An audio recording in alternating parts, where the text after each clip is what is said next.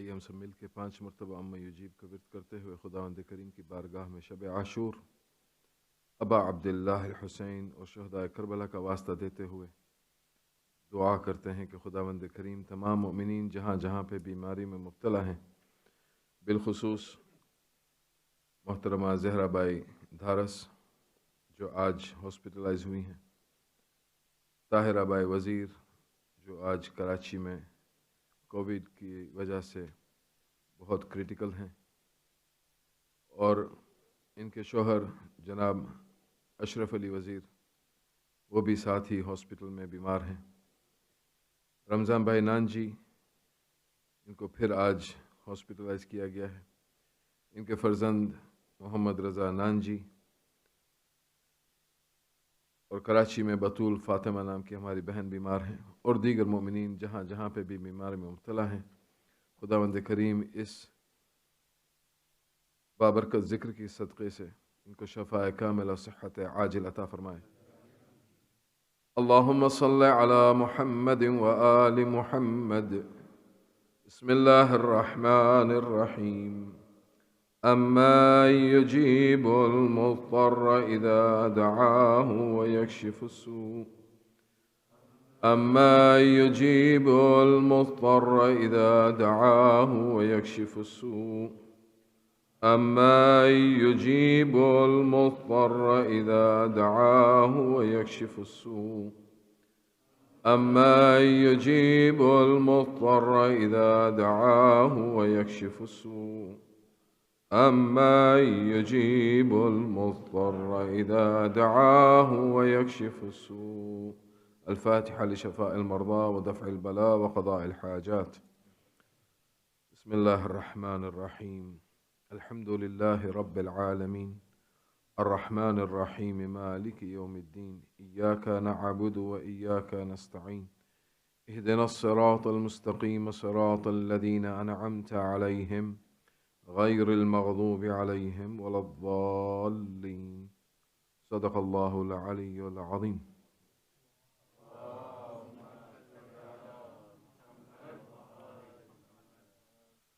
اکثر پہلی شب سے لے کے کل شب تاسوعہ تک ہم نے کربلا کا رخ کرتے ہوئے ابا عبداللہ کو سلام پیش کیا تھا۔ آج ہم سب مل کے شہزادی جناب زینب کبریٰ سلام اللہ علیہا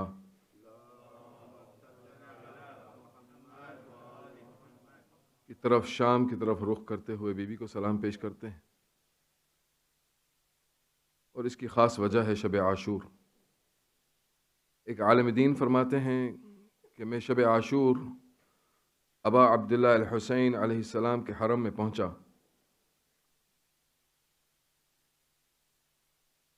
اور حرم میں کھڑے کھڑے ذریع مبارک کے پاس غنودگی طاری ہوئی۔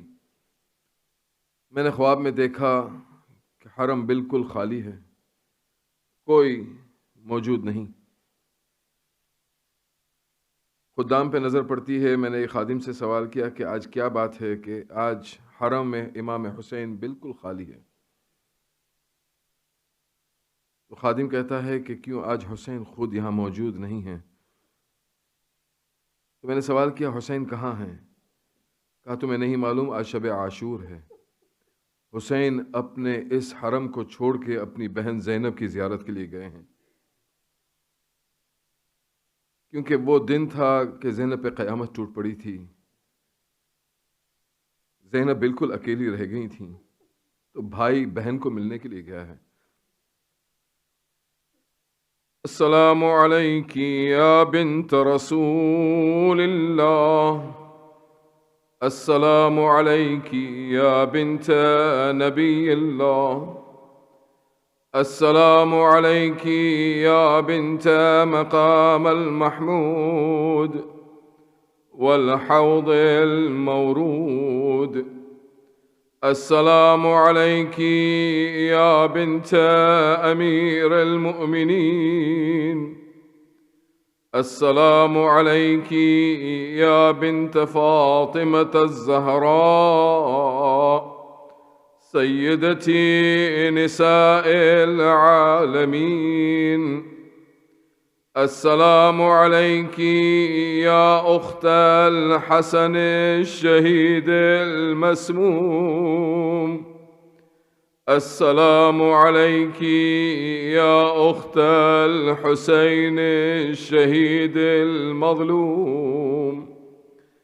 السلام عليك وعلى جدك وأبيك وأمك وأخيك وعلى 9 المعصومين من ذرية أخيك الحسين الغريب المظلوم بأرض كربلاء. السلام عليك أيتها البعيدة عن الأوطان والأسيرة في البلدان.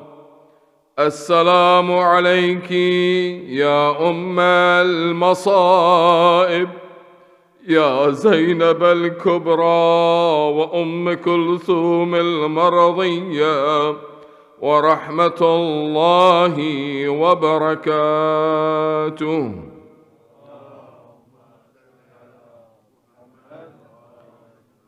اس سے بلند تر صلوات، ایسی صلوات پڑھنی ہے ہمیں 3 مرتبہ جس کی آپ کی آواز شام مقدسہ سے ہوتے ہوئے ابا عبداللہ الحسین کے حرم تک پہنچے. بآواز بلند صلوات علی محمد و آل محمد.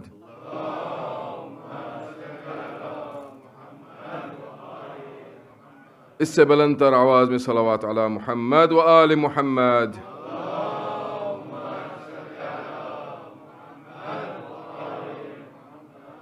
اللهم صل على.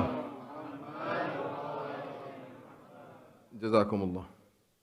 أعوذ بالله من الشيطان الرجيم. بسم الله الرحمن الرحيم. الحمد لله رب العالمين والصلاة والسلام على نبي الأمي المكي المدني العربي الهاشمي الأبطحي التهامي العبد المعيد والرسول المسدد المصطفى الأمجد والمحمود الأحمد حبيبنا وحبيب إله العالمين أبي القاسم محمد.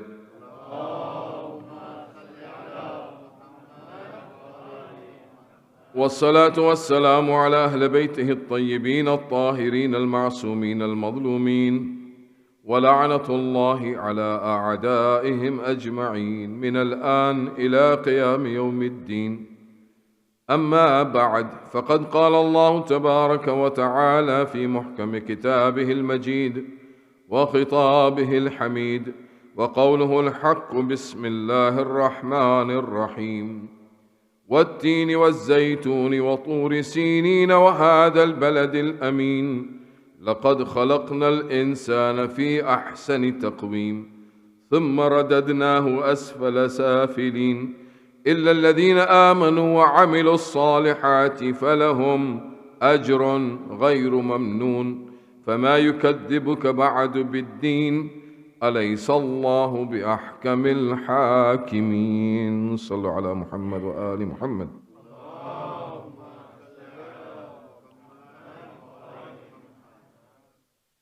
آج ماہ محرم الحرام سن 1443 1443 کی شب عاشور.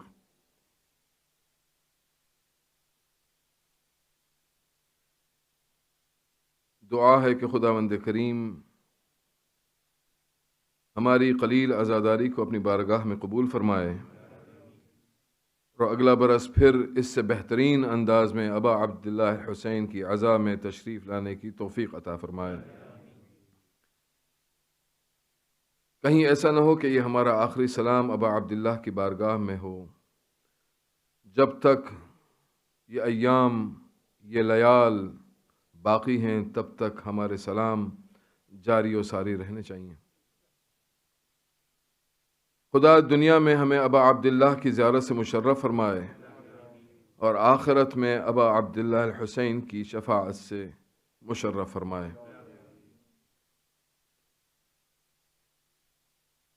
جس سورہ کو اپنا سرنامہ قرار دیا تھا اس عشرے میں، بس آج کی اور پھر پرسوں یوم الجمعہ کی زیارت کی مجلس میں کنکلوژن مجھے معلوم ہے کہ میں حق ادا نہیں کر پایا اس بابرکت سورہ کا، مگر جہاں تک وقت نے ساتھ دیا، جہاں تک توفیق رہی، کوشش کی کہ کچھ جھلکیاں دکھا دوں۔ مقصد اس سورہ کا یہ ہے کہ ہمیں خداوند کریم ثابت قدم رکھے دنیا اور آخرت میں۔ جس مقصد کے لیے خدا نے، جس ہدف کو مد نظر رکھتے ہوئے ہمارے خالق نے ہمیں خلق کیا کہ ہمارا اجر غیر ممنون رہے، اس مقصد کو حاصل کرنے میں ہمیں کامیابی عطا ہو اور اسفل السافلین سے ہم بچ جائیں، یہ مقصد تھا۔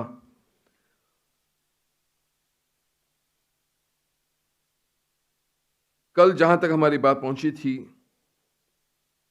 کہ یہ دنیا راحت کے لیے نہیں بنائی گئی ہے۔ راحت اگر آپ کو چاہیے تو آپ کو جنت پہنچنا ہوگا۔ راحت وہاں کے لیے، یہاں پہ ڈھونڈیے گا بھی نہیں، you are just wasting your time. دنیا میں کہیں راحت نہیں ہے۔ اور اس سلسلے میں نے ایک آیت پڑھی تھی، یا ایھا الانسان انک کادح الی ربک کدحا فملاقیہ، کہ خداوند کریم نے تمہیں مشقتوں کے ساتھ، مشقتوں کے لیے پیدا کیا ہے، جب تک کہ تمہاری ملاقات اس رب ذوالجلال سے نہ ہو جائے۔ اس سے پتہ چلتا ہے کہ دنیا جہاں پہ ہم رہ رہے ہیں یہ ٹیمپرری فیز ہے، یہاں سے ہمیں جانا ہے۔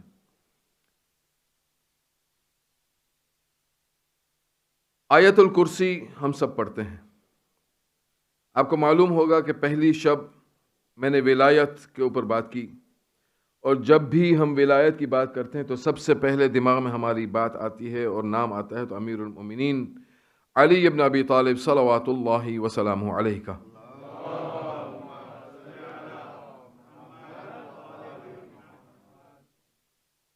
مگر یہ ولایت کا سلسلہ امیر المومنین سے شروع نہیں ہوا، یہ ولایت کا سلسلہ خداوند کریم سے شروع ہوا ہے۔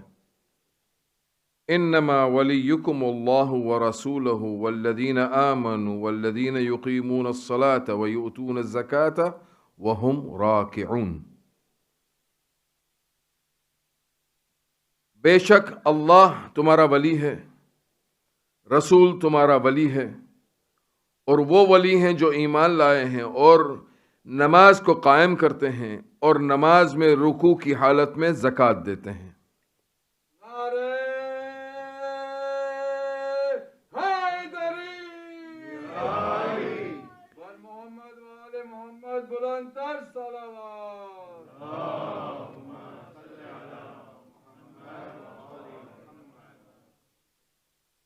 تو یہ ولایت ہے، یہ حصار ہے، یہ ایک لواء حمد ہے، یہ ایک امبریلا ہے جس کے اندر ہمیں رہنا ہے اور ہماری زندگی بسر کرنی ہے۔ راحت ڈھونڈتے ڈھونڈتے انسان اس میٹیریلسٹک لائف کے اندر اتنا بہک جاتا ہے کہ تھوڑی دیر کے لیے بھول جاتا ہے اپنا ہدف، اپنا مقصد زندگی بسر کرنے کا۔ وہی اللہ جو کہہ رہا ہے انما ولیکم اللہ والذین آمنوا، وہ والذین آمنوا، وہ اللہ، وہ رسول، وہ علی، وہی ولایت کا پیغام۔ آیت الکرسی ہم سب پڑھتے ہیں۔ ابھی تھوڑی دیر پہلے بھائی سے بات ہو رہی تھی تو میں نے یہ ذکر بھی کیا، ان کے لیے شاید ریپیٹیشن ہو، معذرت خواہ ہوں۔ آیت الکرسی ہم سب پڑھتے ہیں اور مجھے یقین ہے کہ ہر کسی کو زبانی یاد ہے۔ اللہ لا الہ الا هو الحی القیوم سے شروع ہوتی ہے بات۔ وہ اللہ جو حی بھی ہے، قیوم بھی ہے۔ حی سے مراد جو ہمیشہ سے ہے، ہمیشہ رہے گا۔ قیوم سے مراد جو آپ کا خیال رکھتا ہے، جس کی نظر آپ پہ ہے۔ لا تأخذه سنة ولا نوم له ما في السماوات وما في الأرض من ذا الذي يشفع عنده إلا بإذنه يعلم ما بين، پھر چلتا ہے جہاں تک مجھے آپ کو لے جانا ہے، مجھے وقت ضائع نہیں کرنا، آج آخری رات سمجھ کے پڑھ رہا ہوں. مجھے بہت ساری باتیں کرنی ہیں، بہت سارے معروضات پیش کرنے ہیں، چاہتا ہوں کہ کور کروں جتنا ہو سکے، اور امید رکھتا ہوں کہ آج آخری رات آپ مجھے برداشت بھی کر لیں گے. شاید مصائب بھی طویل ہو جائیں. مجھے گھڑی کا بھی اندازہ ہے کہ گھڑی بھی بہت تیز چل رہی ہے. مجھے آپ کی تھکاوٹ کا بھی احساس ہے. مجھے بالکل اندازہ ہے کہ بہت تھک گئے ہیں، مگر آخری رات ہے. اللہ ولی الذین آمنوا یخرجہم من الظلمات الی النور. اللہ وہ ولی ہے کہ جس نے ایمان لانے والوں کو، اللہ ولی الذین آمنوا یخرجہم من الظلمات الی النور. اللہ آپ کا وہ ولی ہے کہ جو ایمانداروں کو، ایمان لانے والوں کو ظلمات سے نور کی طرف لے جاتا ہے. غور کیجئے گا الفاظ پہ. اللہ آپ کا ولی ہے. اللہ ولی الذین آمنوا یخرجہم من الظلمات الی النور والذین کفروا اولیاؤہم الطاغوت یخرجونہم من النور الی الظلمات. اگر ترجمہ چاہتے ہیں ترجمہ بیان کر دیتا ہوں، پھر آپ سوچئے گا کہ کہہ کیا رہا ہے خدا.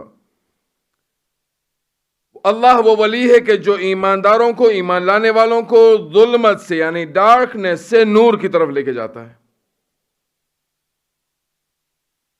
اور وہی اللہ ہے جو کفر لوگ اختیار کرتے ہیں اور طاغوت کو اپنی اولیاء بناتے ہیں، اپنا اولیاء. یعنی ہم تو علی اور اولاد علی کو اپنا اولیاء سمجھتے ہیں، مگر جو لوگ نان بلیورز ہیں وہ کسی اور کو اپنا اولیاء بناتے ہیں. ان کے لیے خدا کہہ رہا ہے کہ ان کو خداوند کریم نور سے ظلمات کی طرف لے جاتا ہے. ایمانداروں کو ظلمات یعنی ڈارکنیس سے نور کی طرف، لائٹ کی طرف لے کے جاتا ہے. اور ان لوگوں کو جو کفر اختیار کر چکے ہیں اور طاغوت کو اولیاء بنا چکے ہیں اپنا، ان کو ظلمات سے، نور سے ظلمات کی طرف لے جاتا ہے. سوال کریٹ ہوا آپ کے دماغ میں؟ سوال یہ اٹھتا ہے کہ کیسے ہو سکتا ہے کہ ایک ایماندار ظلمات میں ہو، ڈارکنیس میں ہو، اس کو اللہ نور کی طرف لے کے جا رہا ہے؟ اور یہ کیسے ہو سکتا ہے کہ جو انسان کفر اختیار کر چکا اس کو خداوند کریم نور سے ظلمات کی طرف لے جا رہا ہو؟ وہ کیسے نور میں پہنچ گیا جو کفر اختیار کر چکا ہے؟ کہ کانٹرا نہیں ہے یہ بات؟ سوال اٹھتا ہے نہیں اٹھتا آپ کے دماغ میں؟ ہاں تو ہو تو اگر ذرا سا گردن ہلا دیں کہ یہ کیسے ہو سکتا ہے کہ ایماندار ظلمات میں رہے اور کافر نور میں رہے. یہ کیسے ہو سکتا ہے کہ ایماندار کو ظلمات سے نور کی طرف اور کافر کو نور سے ظلمات سے نور کی طرف لے کے جا رہا ہو؟ کیسے ہو سکتا ہے یہ؟ علماء فرماتے ہیں کہ اس کا مقصد یہ ہے کہ انسان جب دنیا میں آ جاتا ہے اور اگر غفلت کا شکار ہو گیا. کچھ دنوں پہلے ایک بچے نے مجھے سوال کیا گجراتی میں کہ اولا کانو سو تھا سے جے ایمانتی لے آئے وا آلو کانو خدا کیا موکل سے. دنیا، امام حسن مجتبی صلوات اللہ وسلام علیہ کی حدیث،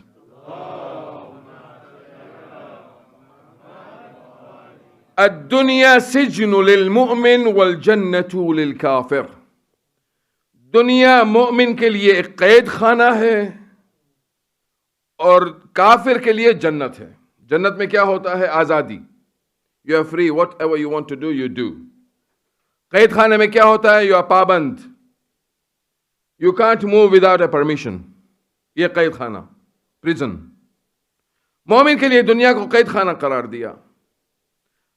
کہتے ہیں نا قرآن کو سمجھنا ہے تو اہل بیت کا دروازہ نوک کرو، سمجھ میں آ جائے گا قرآن.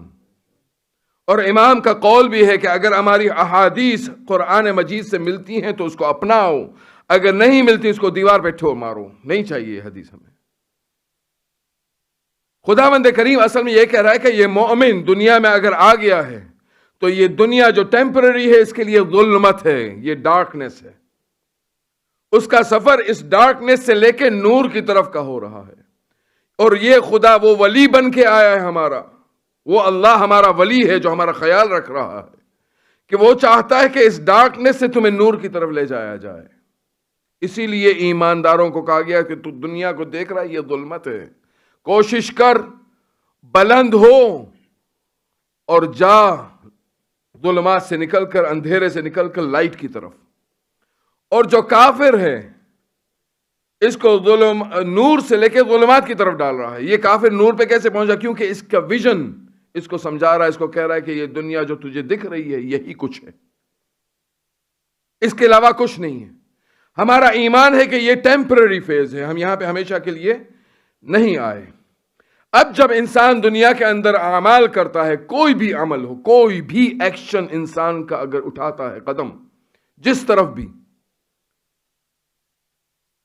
خداوند کریم چھوٹ بھی دے رہا ہے، آپ کو اختیار بھی دیا ہوا ہے. ایسا نہیں کہ آپ پابند ہیں بالکل کہ you can't do whatever you want to do. نہ، اختیار آپ کے ہاتھ میں ہے. إِنَّا هَدَيْنَاهُ السَّبِيلَ إِمَّا شَاكِرًا وَإِمَّا كَفُورًا. We have shown you the way. You deal with it now. Whether you want to do kufr or shukr, it's up to you. شکر اور کفر ہم بات کر چکے ہیں، مجھے زیادہ ڈیٹیل پہ نہیں جانا. قرآن مجید سورہ الشورى کے اندر خداوند کریم ارشاد فرماتا ہے، من کان یرید الحرث الآخرۃ نزد له فی حرثہ. جو شخص آخرت کو مد نظر رکھتے ہوئے دنیا میں کام کرتا ہے تو ہم اس کی وہ خواہش آخرت کی بڑھا دیں گے. ومن یرید، جو ارادہ رکھتا ہے کہ میری آخرت سنور جائے اور آخرت کو ہی مد نظر رکھتے ہوئے دنیا میں بات کرتا ہے، کام کرتا ہے، جو بھی کرتا ہے، تو ہم اس کی آخرت سنوارنے کے لیے تیار ہیں. خدا کہہ رہا ہے کہ آخرت ہمارے ہاتھ میں نہیں ہے، آخرت دنیا دونوں اس کے ہاتھ میں ہے. وہ قادر مطلق ہے، وہ ہی قادر ہے اصل، اس کے علاوہ کوئی نہیں ہے.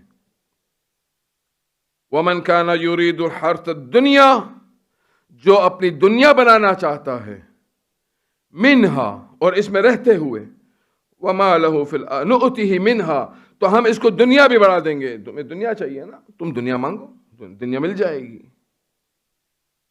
بہت ایزیلی ہم کہتے ہیں ادعونی استجب لکم، مانگو مجھ سے، میں تمہیں دینے کے لیے تیار ہوں. دنیا، خدا سے جو مانگو گے وہ دے گا. خدا سے اگر آپ نے آخرت مانگی تو آخرت ملے گی، خدا سے اگر آپ نے دنیا مانگی تو دنیا ملے گی.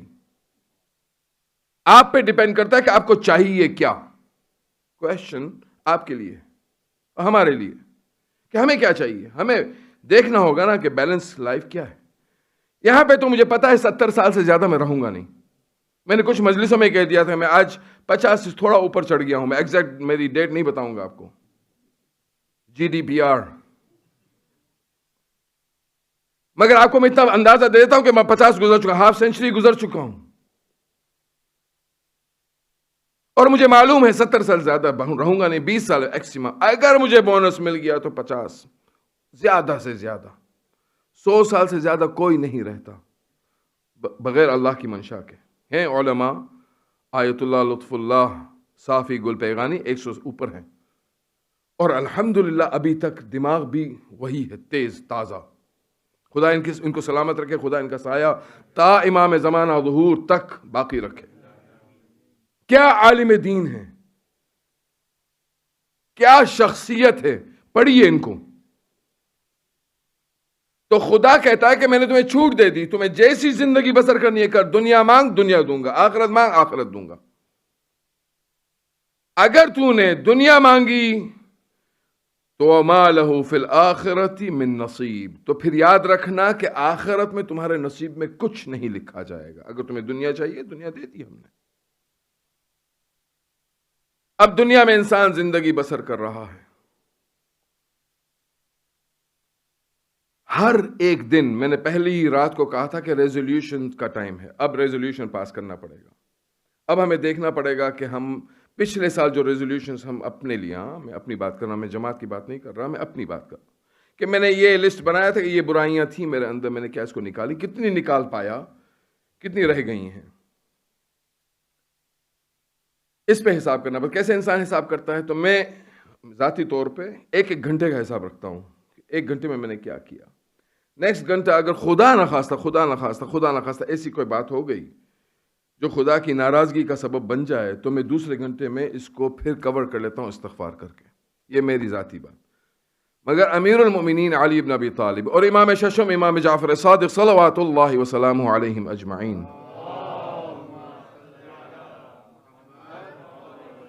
وہ ہمیں دکھا رہے ہیں کہ تمہارے دن کس طرح حساب کرو. اعتدال، یاد ہے توحید کے بعد عدل ہے. اعتدال. امام فرماتے ہیں من اعتدل یومہ فہو مغبون. اگر آپ نے دیکھا کہ کل کا دن اور آج کا دن دونوں ساوا ساوا ہیں، ایک ہیں، تو یو آر اے لوزر. تم نقصان میں ہو. ગુજરાતીમાં આપણે શું કહે છે કે જ્યારે જે માણસો દુકાનો ચલાવે છે વર્ષના એન્ડમાં શું કરે છે આ લોકો? બાલાસી ઉતારે.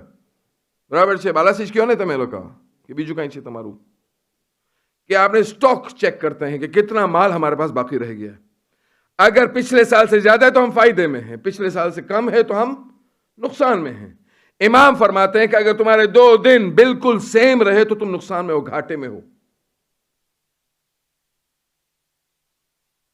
وَمَنْ كَانَ فِي غَدِهِ شَرًّا مِنْ يَوْمِهِ فَهُوَ مَفْتُونٌ.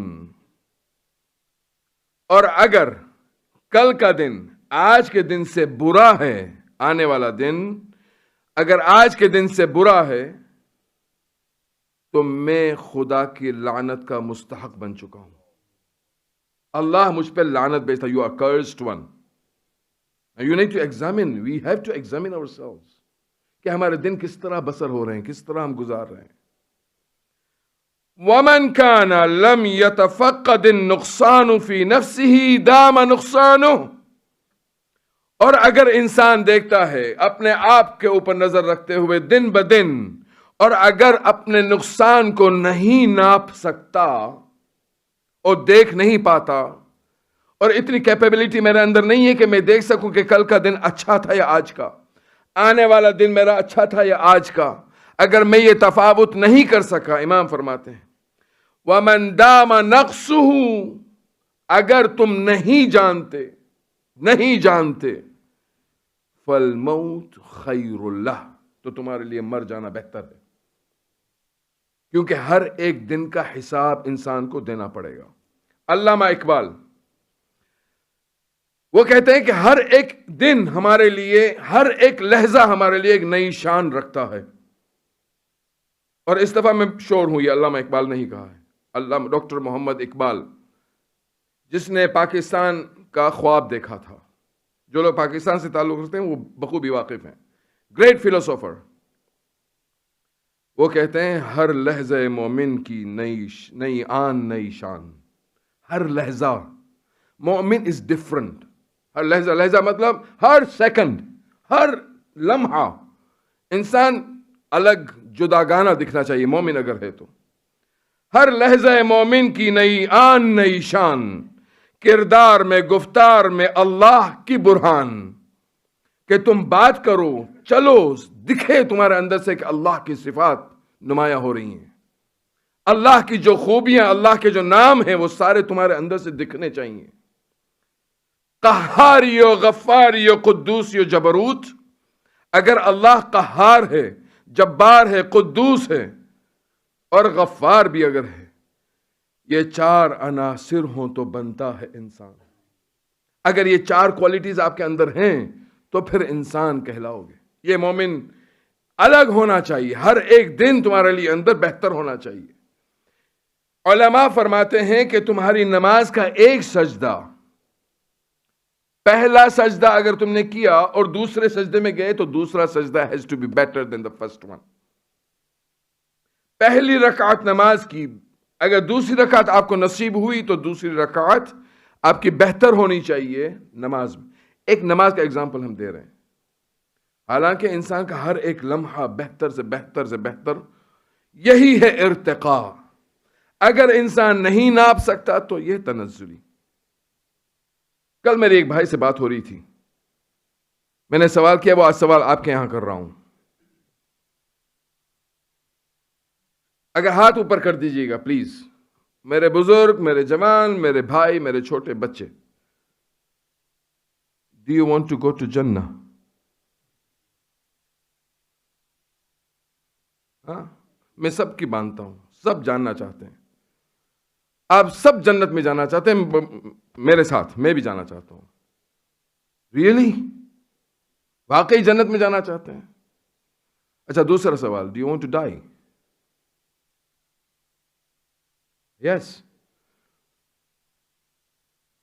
مومن کو میرا سلام، کہہ رہے میں تیار ہوں مرنے کے لیے. دوسرا سلام. مگر اکثریت آپ کو I don't want to die. If you don't want to die, how are you going to reach Jannah?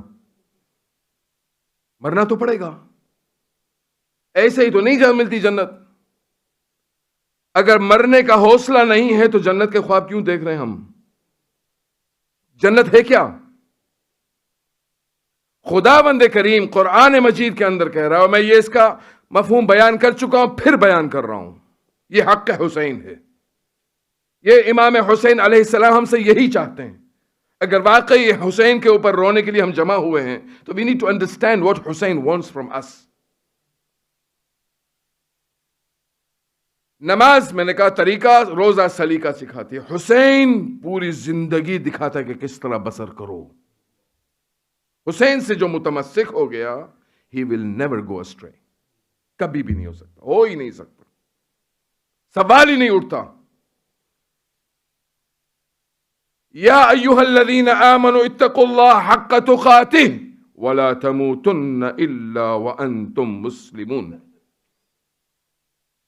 اے ایمان والو، آپ سب اپنے آپ کو ایماندار سمجھتے ہیں، خدا ایماندار رکھے آپ کو، آپ کا ایمان خدا سلامت رکھے آخر دم تک. ذرا زور سے الہی آمین کہیں.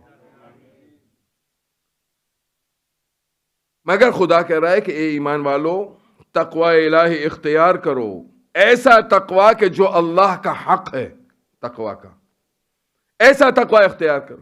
وَلَا تَمُوتُنَّ، ہرگز مرنا نہیں جب تک کہ مسلمان نہ مر جاؤ. یہ مسلمان ایک نچلی سطح ہے. فرسٹ لیڈر یہ مسلم ہے، دوسرا لیڈر مومن ہے، تیسرا لیڈر صالح ہے. اس طرح انسان بڑھتا ہے، یہ ترقیاں ہیں.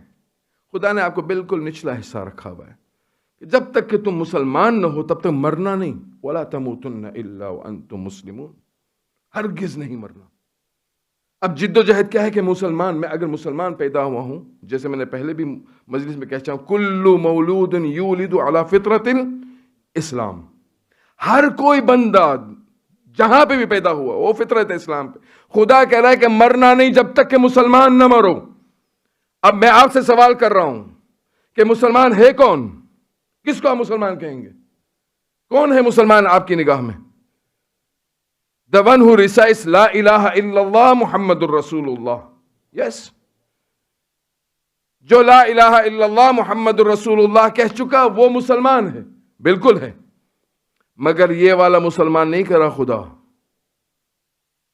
یہاں پہ وہ مسلمان خدا کو چاہیے کہ جو منشا الہی ہو اس کے سامنے سر تسلیم خم کرے.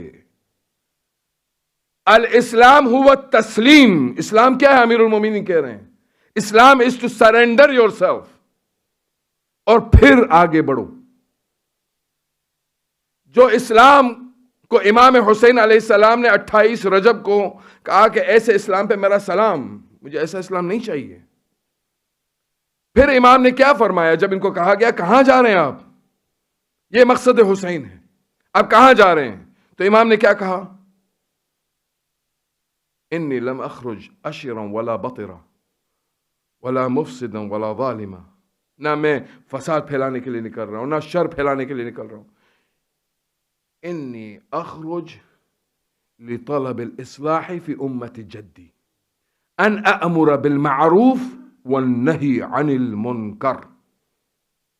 امر بالمعروف کرنے نکل رہا ہوں، نہی عن المنکر کرنے نکل رہا ہوں. اور پھر کہتے ہیں وَأَسِيرُ فِي سِيرَةِ جَدِّي وَأَبِي، اور اس راستے کے اوپر چلتے ہوئے راستہ دکھانا چاہ رہا ہوں جو میرے جد محمد کا اور میرے بابا علی المرتضیٰ کا راستہ تھا.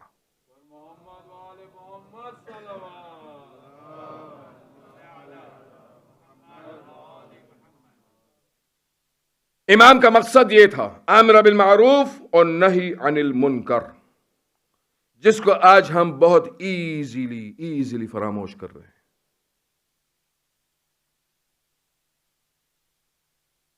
آخری زمانے کی نشانیوں میں رسول اکرم محمد مصطفیٰ صلی اللہ علیہ وآلہ وسلم ارشاد فرماتے ہیں،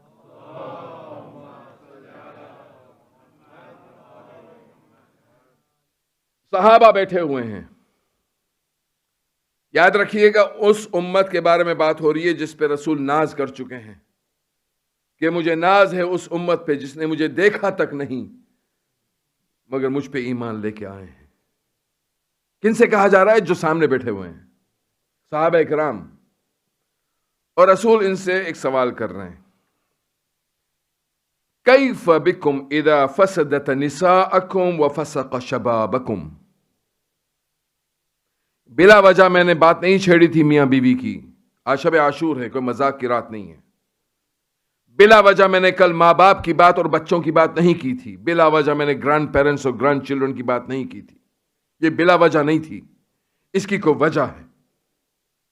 رسول ارشاد فرما رہے ہیں، کیف بکم اذا فسدت نساءکم وفسق شبابکم. کیسا محسوس کرو گے اگر آپ لوگوں نے دیکھ لیا اس زمانے کو. کس کو کہا جا رہا ہے؟ اس صحابہ کو جو رسول کی بارگاہ میں بیٹھے ہوئے ہیں،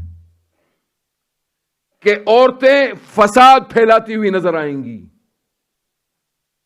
وفسق شبابکم، شباب جوان،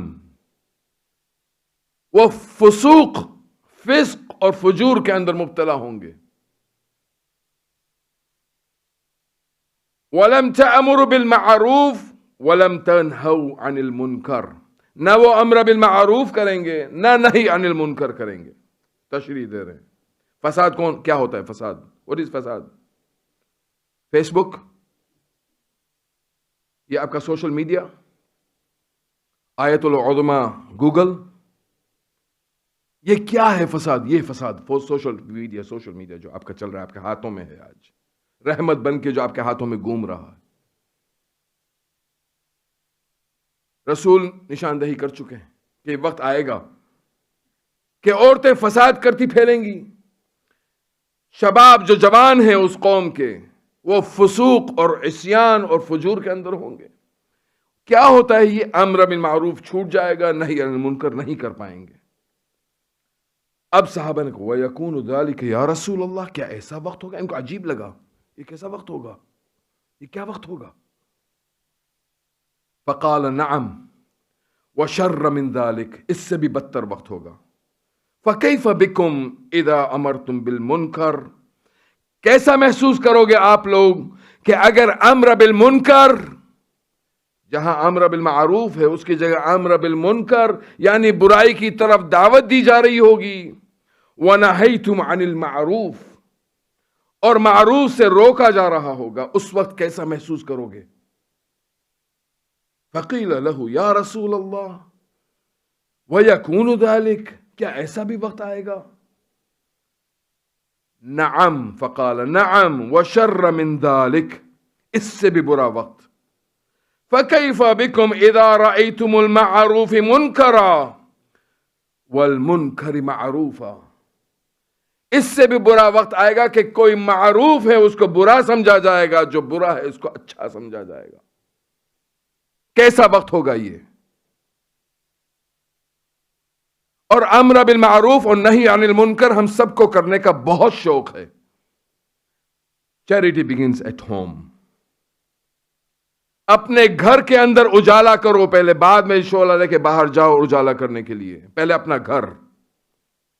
1 یونٹ تھے تم، 2 بنے، 2 سے 4 بنے، 4 سے پھر ایک معاشرے کا حصہ بنے. مگر 1 اور 2 میں ہی اگر انڈرسٹینڈنگ نہ ہو تو کہاں جا رہی ہے قوم ہماری؟ کیسے گزارا ہو رہا ہے یہ؟ اور کیا مثال بن رہے ہیں ہمارے بچوں کے لیے ہم لوگ؟ کل میں نے ایک حدیث پڑھی تھی رسول کی، صرف یاد دہانی کے لیے. میں بار بار بولتا ہوں، آپ لوگ بھول جاتے ہو، اس لیے میں یاد دلاتا ہوں کہ عورت کے بارے میں کیا کہا تھا. کہ عورت کے بارے میں اللہ نے مجھے اتنا کیا ہے ایمفسائز کہ خیال رکھنا، خیال رکھنا، خیال رکھنا، اس طرح کہ مجھے ڈر لگ رہا تھا کہ کہیں ماں کی جگہ مجھے حکم آیا ہے فَلَا تَقُلْ لَهُمَا اُفٍّ، اسی طرح مجھے بیوی کے لیے نہ کہا جائے. اگر کہہ دیا ہوتا تو میں کہتا بہت اچھا ہوتا. آج تو جو ہم لوگ سورما بنتے ہیں نا اپنی بیویوں کے سامنے، اور ظالم بن کے چلتے ہیں گھروں کے اندر، اور ظلم کرتے ہیں اپنی خواتین پہ، تو یہ حالت نہ ہوتی. اگر رسول یہ کہہ دیتے کہ خیال رکھو اپنی بیوی کو اف نہ کہنا، اچھا ہوتا اگر ہو جاتا تو. کہ ایمفیسزم اتنا ہے. کہ عورتوں پہ ظلم آج تو پبلک میں ہو رہا ہے، عام ہو رہا ہے، کیونکہ امر بالمعروف ہٹ گیا، نہی عن المنکر ہٹ گیا.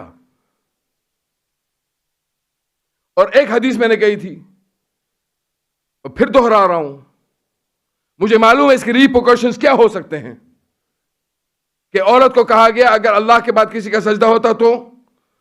آج لوگ کیا کہتے ہیں، بندے خدا اتنے جرت مند لوگ بیویوں سے، کہ سنا نہیں کیا کہا، کرو جو میں کہہ رہا ہوں، سجدہ کرو. سجدے کا مطلب surrender yourself to me, شیطان بن جاؤ گے. ایسے نہیں چلتا. بہت جلدی ایک واقعہ سنانا چاہتا ہوں. اگر آپ میں سے خداوند کریم ہمارے بزرگوں کو طویل عمر عطا کرے، ان کا سایہ ہم پر سدا باقی رکھے. میں اپنے باپ کی بات کر رہا ہوں. خداوند کریم میرے بابا کا سایہ مجھ پر سدا باقی رکھے. آج ان کا ہاتھ میرے سر پہ ہے نا، میرے لیے مجھے لگتا ہے کہ بہت بڑا شیلٹر ہے جس نے مجھے بچا کے رکھا ہوا ہے. میرے بچے چھوٹے تھے تو میں ان سے کہتا تھا کہ فکر مت کرو، تمہارا باپ زندہ ہے. آج میں خود محسوس کر رہا ہوں کہ میرا باپ گھر میں بیٹھے ہوئے ریٹائرڈ لائف گزار رہا ہے، مگر صرف ان کا سایہ میرے لیے بابرکت سایہ ہے. کچھ نہیں کر رہا میرا باپ، مگر صرف اس کی موجودگی، اس کی ایگزسٹنس میرے لیے ایک بہت بابرکت. کچھ نہیں، ایک ہاتھ کا رکھ دینا سر پہ، بس میرے لیے بہت ہے. I know there is someone who is praying for me. اس کی دعا. اگر میرے باپ کو کچھ ہو جائے، خدا نخواستہ کچھ ہو جائے، کہ موت آ جائے، اور میرے بابا کی نماز پڑھانے کے لیے آیت اللہ سیستانی نجف سے آئیں،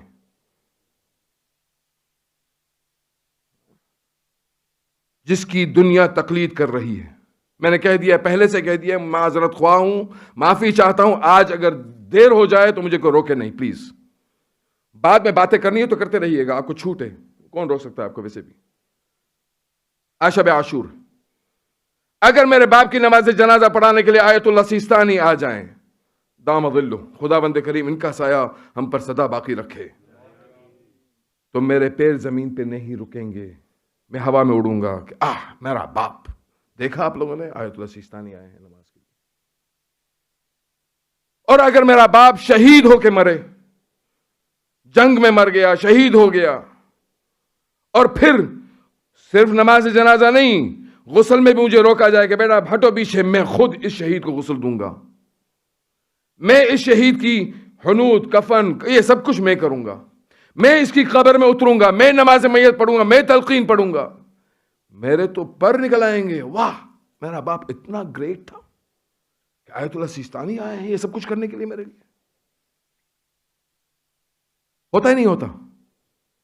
ہوتا ہے نا. آپ لوگ بھی اسی طرح محسوس کرو گے نا. کیا کہیں گے اس صحابی کے بارے میں کہ جس کی نماز میت رسول خود پڑھاتے ہوں؟ ایک مرتبہ نہیں، 70 مرتبہ تکبیرات، تشییع نماز جنازہ، تشییع جنازہ. تشییع کے اوپر ایک بات کہہ دوں جلدی، ہٹ کے، اس سے ہٹ کے. ہم لوگ اپنے آپ کو شیعہ کہتے ہیں. تشییع، شیعہ یعنی علی. تشییع کا مطلب کیا ہے؟ جنازہ لیفٹ جا رہا ہے تو میں لیفٹ جاؤں گا، جنازہ رائٹ جا رہا ہے تو میں رائٹ جاؤں گا. اسی کو کہتے ہیں شیعہ نے علی. اگر علی اس طرف جا رہا ہے تو میں اس طرف جاؤں گا، علی اس طرف جا رہا ہے تو میں اس طرف جاؤں گا. اسی لیے کہتے ہیں شیعہ. اور اسی لیے کہا جاتا ہے تشییع. تشییع نماز، تشییع جنازہ مطلب یہ نہیں کہہ سکتا کوئی میں تشییع جنازہ کر رہا ہوں، کہ جنازہ رائٹ میں جا رہا ہے میں لیفٹ میں جا رہا ہوں. نہیں ہو سکتا ایسے. جنازہ جہاں جا رہا ہے وہیں میں جا رہا ہوں، اس کو میں کہوں گا تشییع. تشییع جنازہ میں رسول خدا کو لوگ دیکھ رہے ہیں کہ رسول اپنے پیروں سے نہیں چل رہے، اپنے انگوٹھے رکھے ہوئے ہیں پنجوں سے، پیروں کی انگلیوں سے یا پنجوں سے، کہ آخر میں رسول پہنچتے ہیں، غسل دیتے ہیں، کفن پہناتے ہیں، حنوط، کفن، غسل سب کچھ کرنے کے بعد تلقین، سب کچھ کرنے کے بعد رسول قبر میں اترتے ہیں. اس صحابی کو بھی اتارتے ہیں. نماز میت جب لوگ پڑھ چکے، دفن ہو چکے، صحابہ کرام پوچھتے ہیں یا رسول اللہ، اتنے لوگ تھے مگر اتنی جگہ تو تھی کہ آپ اپنے پیر پوری طرح رکھ سکتے تھے، آپ نے کیوں نہیں رکھا؟ کہا تمہیں نظر نہیں آ رہا تھا جو میں دیکھ رہا تھا. کہا کیا؟ کہا میں ایک تکبیر کہہ رہا تھا، 1000 ملائکہ آ رہے تھے. ایک تکبیر کہہ رہا تھا 1000 ملائکہ آ رہے تھے. ایک تکبیر اس طرح میں نے 70 تکبیر کہیں. 70 ملٹیپلائی بائی 1000 is 70,000 ملائکہ. اب ملائکہ معصوم ان کے جنازے میں آئے ہیں نماز میت پڑھنے کے لیے. میں بار بار بڑھا رہا تھا, رسول فرما رہے ہیں, اسی لیے مجھے تاخیر ہو گئی. اب جب میں چل رہا تھا تو مجھے دکھ رہا تھا کہ ملک کے پر لگ رہے تھے زمینوں میں. میں نہیں چاہتا تھا کہ ملک کے پر کے اوپر میرے پیر آ جائیں. میں خیال رکھ کے چل رہا تھا, اسی لیے پنجوں کے حساب سے چل رہا. اتنا احترام اس صحابی کا, اتنا احترام کہ رسول اس کو دفنا چکے. اب جب بیٹھے ہیں قبر پہ, اس صحابی کی ماں آتی ہے. اب صحابی کا نام سنیے, سعد بن وقاص. سعد جو شہید ہوا ہے, زخمی ہوا, زخموں کی تاب نہ لاتے ہوئے انتقال کر گئے. یہ وہ سعد ہیں جو صلح کرا چکے تھے اور پھر انتقال کر گئے.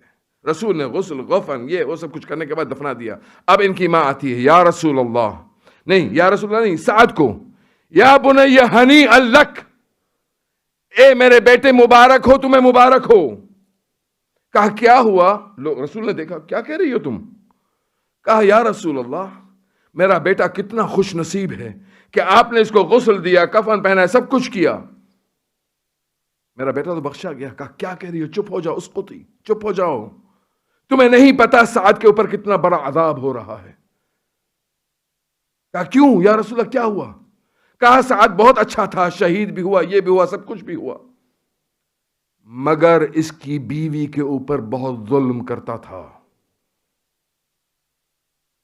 اس کے بچے سہمے ہوئے ہوتے تھے. جب یہ سعد گھر کے اندر آتا تھا تو شانتی پھیل جاتی تھی. وہ بچوں کی آزادی کے اوپر اثر کرتا تھا. بچے ڈر جاتے تھے کہ بابا آ گئے, کہ باپ نہیں آیا, کوئی دشمن آ گیا ہے. ایسا رویہ تھا. کیسے کہا تم نے ہنی لک یا سعد, کیسے مبارکبادی دے رہے ہو؟ کسی کی بچی کو گھر میں لانے کے بعد ہمیں کوئی حق نہیں پہنچتا کہ ہم اس کے اوپر ظلم کریں. کوئی, میں سیدھی سیدھی صاف صاف زبان میں کہہ رہا ہوں, حق نہیں پہنچتا. مجھے کسی نے بہت عرصے پہلے ایک میسج بھیجا کہ اگر آج, اور یہ اینیکڈوٹ ہے, اگر آج ماں باپ اپنی بیٹیوں کے ساتھ رہتے, غور سے سنیے گا, اگر ماں اور باپ بیٹے نہیں بیٹیوں کے ساتھ رہتے تو یہ نرسنگ ہومز نہ بنتے, یہ کیئر ہومز نہ بنتے. کیوں؟ کہ بیٹی جو خیال رکھتی ہے اپنے ماں باپ کا, وہ بیٹا آج نہیں رکھ رہا. کیوں؟ کیا وجہ ہے؟ کیا مصیبت آ گئی ہے؟ یہ کیا ہو گیا ہماری قوم کے اندر کہ بیٹے تیار ہیں؟ کیوں؟ کہ جو بہو آئی ہے اس نے وہ مرتبہ نہیں دیا ساس سسر کو جو دینے کا حق تھا. تم نے ٹھیک ہے اپنے شوہر کے لیے شادی کی, اپنے شوہر کے پاس آئی ہو سب کچھ چھوڑ چھاڑ کے, مگر خدا نے تمہیں 2 نعمتیں اور دی ہیں. یہ تمہاری ساس نہیں, تمہاری ماں ہے. یہ تمہارا سسر نہیں, تمہارا باپ ہے. ان کو اپنا سمجھ کے اپناؤ. لوگ کہتے ہیں کہاں لکھا ہوا ہے؟ ارے وہ بیٹی جو اپنے باپ کا خیال رکھتی ہو, اس کا اگر ایک بھائی ہو اور اس کی بیوی تمہارے ماں باپ کا خیال نہ رکھ رہی ہو, تم نے اس کو لے لیا اپنے پاس, تم پہ کیا بیتی گی؟ تم یہ برداشت نہیں کرتی کہ تمہاری بھابھی تمہاری ماں کا اور تمہارے باپ کا خیال نہیں رکھ رہی. یہ برداشت نہیں ہو رہا, میں نے اپنے ماں باپ کو اٹھا لیا, تو وہ اپنے ماں باپ کو لے جائے گی اپنے گھر. پھر تم سے برداشت نہیں ہوتا. یہ کہاں کا دستور ہے؟ یہ کہاں کا طریقہ ہے لائف گزارنے کا؟ اگر زندگی اچھی چاہیے بچوں کے لیے, خاص طور پہ ہمارے نونہال بچے جو کل ہم لوگ بہت آسانی سے کہتے ہیں today's generation is our tomorrow leaders, ان کو لیڈرشپ دکھانی ہے تو بچوں کو رکھو اپنے پاس, اور تمہارے ماں باپ کو بھی رکھو اپنے پاس. اور جو بچے باپ اور دادا کے زیر سایہ رہتے ہیں, دیکھیں وہ کیسے نکھرتے ہیں, کیسے پھولتے پھلتے ہیں, کیسے بڑے ہوتے ہیں, کیا کانفیڈنس آتا ہے بچوں کے اندر. دیکھیں آپ, اٹھائیں تاریخ خود کی اور پھر دیکھیں. ہمارے ایسا نہیں ہے. ہمارے یہاں وہ چلا گیا دستور, وائپ آؤٹ. کیوں؟ ویسٹ ہے کلچر ہمارا, ایسا سکھا دیا اس نے. یہ نرسنگ ہوم والوں کو بھی تو کمانا ہے نا, کیئر ہوم والوں کو. ایک باپ اور ماں تین تین چار چار چھ چھ دس دس بچوں کو پال کے چلے جاتے ہیں دنیا سے، اتنا بڑا تونگر بنا کے، دو تین بچے مل کے ایک ماں باپ کا خیال نہیں رکھ پاتے. یہ کہاں کا انصاف ہے؟ یہ کہاں کا دستور ہے؟ کیونکہ دنیا کے اندر ہم جو رہتے ہیں ہمیں لگتا ہے کہ دس از آور پرماننٹ لائف. اب وہ بوڑھا باپ، اب وہ بوڑھی ماں. ارے جس کا خداوند کریم قبر کے اندر احترام کرتا ہو، سفید داڑھی والا جب قبر کے اندر اترتا ہے تو خدا ملک کو کہتا ہے کہ خیال رکھنا اس کا، یہ بہت ضعیف ہو گیا ہے، اس نے دنیا میں زندگی بہت سختی سے گزاری ہے، اب احترام سے بات کرنا. ملائکہ جب احترام کر رہے ہوں اور ہم خود ہمارے ماں باپ کا احترام نہ کریں. عورت کہتی ہے مجھے کیوں؟ I'm here to serve you. ہاں You're here to serve me؟ میرے لیے صرف I don't want to be that selfish. I'm sorry. حالانکہ اسلام کے اندر یہ ہے، شرعن ہے، میں اس کو انکار نہیں کر سکتا. شرعن کہ اگر میری بیوی، میری زوجہ مجھے کہے کہ میں بچے کو، تمہارے بیٹے کو دودھ پلا رہی ہوں، مجھے اجرت چاہیے، تو میرے پہ واجب ہے کہ میں اس کو دوں.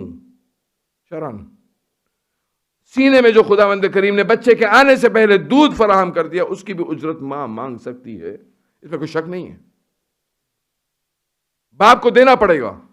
جتنی بھی امیر لڑکی تمہارے گھر میں آئے، نان اور نفقہ تمہارے اوپر ہے، یہاں تک کہ اس کے مرنے کے بعد اس کا کفن تمہارے اوپر ہے. ذمہ داری اتنی خدا نے تم پہ ڈالی ہے، تبھی تو وہ سجدہ کروا رہا ہے.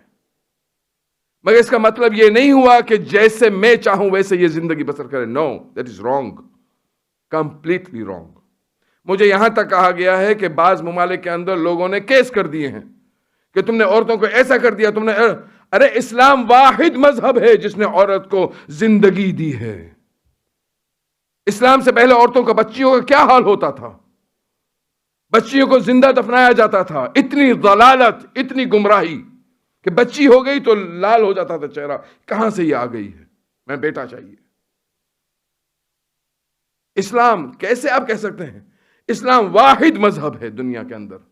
یہ ایکوالٹی کی باتیں دنیا کر رہی ہے جو ہم ان سے لے رہے ہیں، مگر ان سے پہلے ہم کہہ چکے ہیں.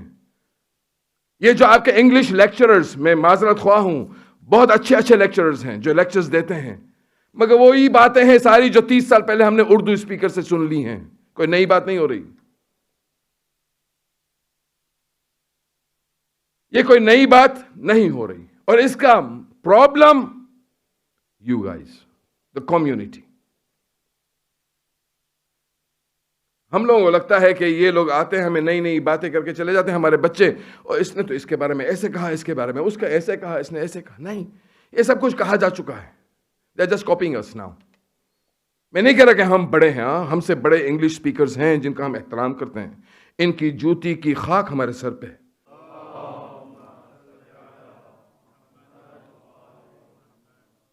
صلی اللہ علیہ وآلہ وسلم کا ارشاد ہے،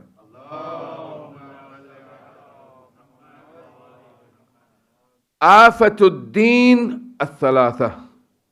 سوال یہ ہوا تھا کہ آفت کس کو کہتے ہیں؟ بھائی نے کہا ٹربل، مصیبت، بلا. یہ اردو والا آفت ہے.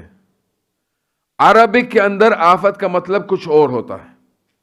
مثال کے طور پہ ایک لکڑی ہے، اس کو دھیمک نے کاٹنا شروع کیا، کھانا شروع کیا، یہ لکڑی کی آفت آ گئی. ایک کپڑا ہے، کپڑے کو کیڑوں نے کھانا شروع کر دیا، وہ کپڑے کی آفت ہے. ایک لوہا ہے، لوہے کو زنگ چڑھ گیا. زنگ جانتے ہیں؟ رسٹ. تو یہ رسٹ کا ہونا لوہے کی آفت ہے.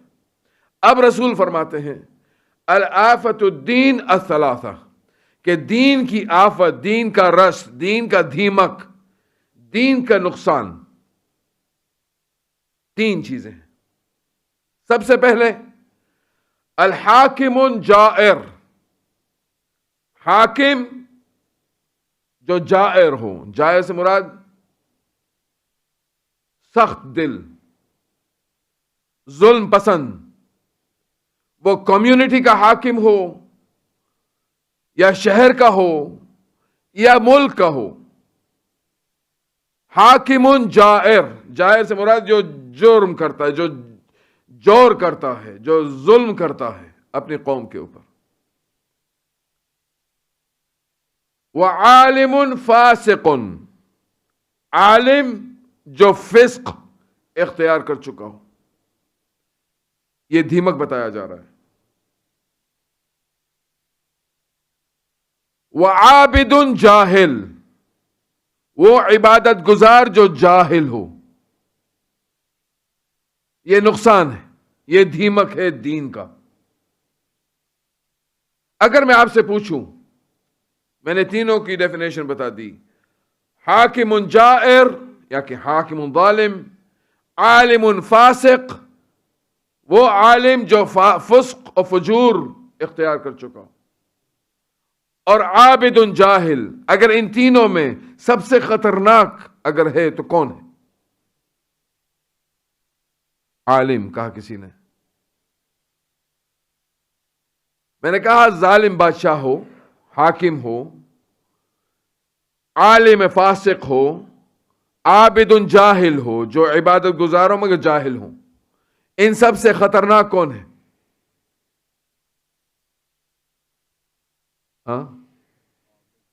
عابد جاہل، یہ سب سے خطرناک ہے. کیونکہ ہماری کمیونٹی اتنی نائیو، میں بھی ڈائریکٹلی کمیونٹی کی بات کر رہا ہوں، اتنی نائیو ہو گئی ہے کہ ہم لوگوں کو کچھ سیکھنا نہیں ہے، ہم لوگوں کو کچھ پڑھنا نہیں ہے. سمعا و طاعا کی عادت. کوئی بھی آ کے ممبر پہ کچھ بھی کہہ کے چلا جاتا ہے، ہم کہتے ہیں سمعا و طاعا. اگر عابد جو کمیونٹی کا عابد، کمیونٹی ہم سب عبادت گزار، سب عابدین ہیں، سب اللہ کی عبادت کرتے ہیں. اگر ہم سمجھ کے اللہ کی عبادت کرنے جاتے اور کر رہے ہوتے تو پھر اس عالم کو فسق بیان کرنے کی جرأت نہ ہوتی، ہرگز نہ ہوتی. اور جب عالم کو فسق بیان کرنے کی جرأت نہ ہوتی تو پھر حاکم کو بھی جور اور ظلم کرنے کی جرأت نہ ہوتی. اب کیا ہو رہا ہے کہ پبلک ہے، وہ جاہل ہے، اس کی عادت ہو چکی ہے سمعا و طاعا، جو کہہ دیا ہاں صحیح کہا، کوئی انویسٹیگیشن نہیں ہے.